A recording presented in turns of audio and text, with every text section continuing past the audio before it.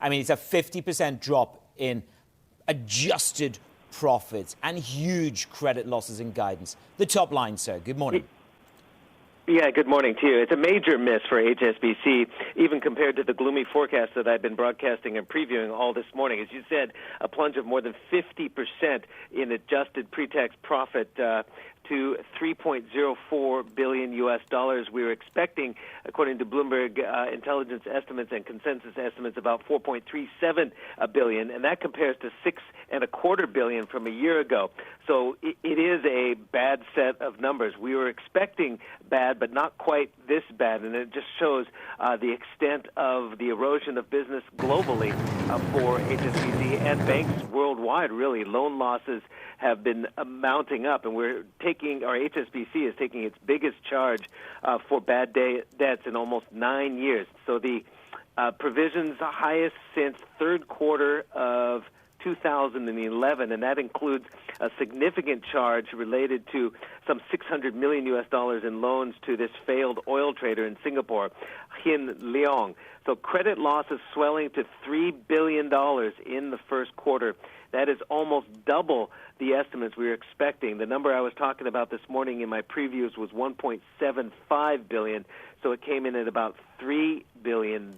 So it expects as well continual material downward pressure on net interest margins throughout this year in the future quarters. The net interest margin in the first quarter was 1.54%.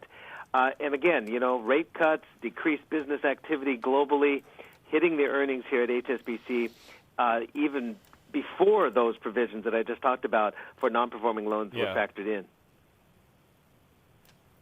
Stephen, I mean, shares are down about 40% in the past year, really underperforming some key benchmarks. At the same time, though, analysts seek substantial upside to the tune of about 30% from the current price.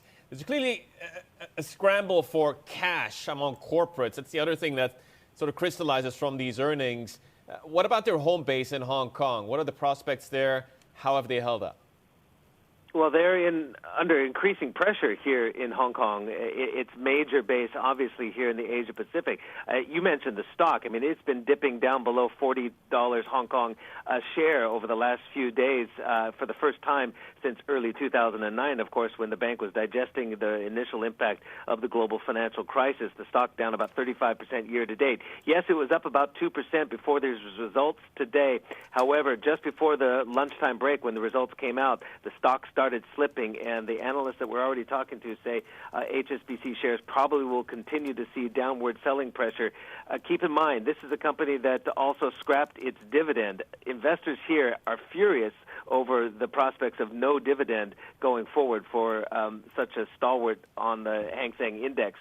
So the immediate impact for HSBC is quite negative for investors.